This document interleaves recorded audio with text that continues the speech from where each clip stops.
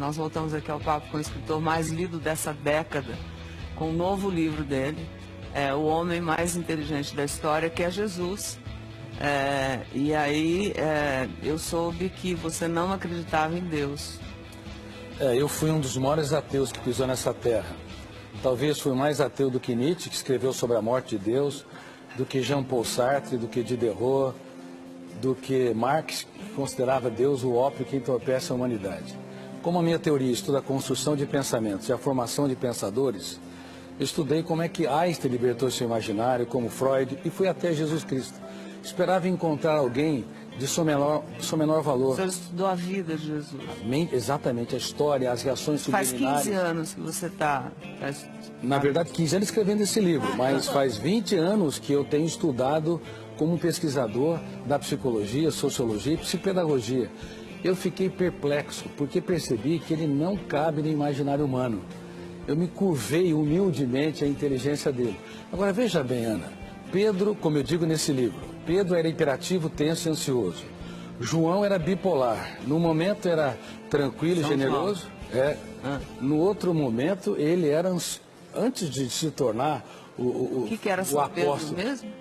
Pedro era imperativo, tenso e ansioso. Se fosse um aluno nos dias de hoje, todo professor queria vê-lo a quilômetros de distância da sua sala de aula.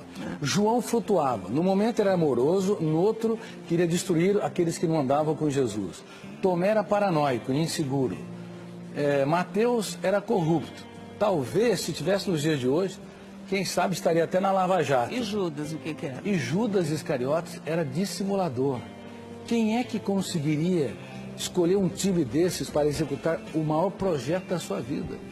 Mas por incrível que pareça, para espanto das ciências, ele transformava pedras brutas em obras-primas. E eu fui às lágrimas ao perceber o que esses jovens eram antes e no que eles se tornaram. Foram apóstolos da sabedoria, da generosidade, da sensibilidade. Graças ao carinho, ao amor, ao e à dedicação de como Jesus. aquela professora e muito mais. Ele não teve medo de chorar diante deles.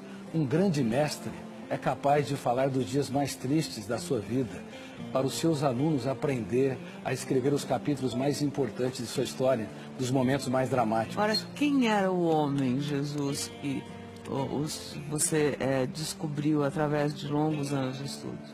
Bom, ele foi de fato, como eu estou dizendo, um homem mais inteligente da história. Ele geria sua emoção com maestria. Ele conseguia fazer poesia no caos. Ele transformava prostitutas em rainhas. Nós vimos aquele exemplo daquele jovem machucando a sua namorada. Ele era tão generoso que era capaz de transformar quem estava à margem da sociedade num príncipe ou numa princesa. E eu me perguntava, que homem era este?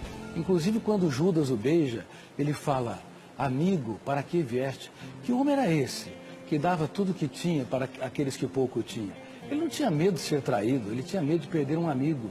Portanto, quando eu estudei a mente dele, eu me curvei, como eu disse, humildemente a sua inteligência e percebi que ele não cabe no imaginário humano. Ele tem de ter sido real.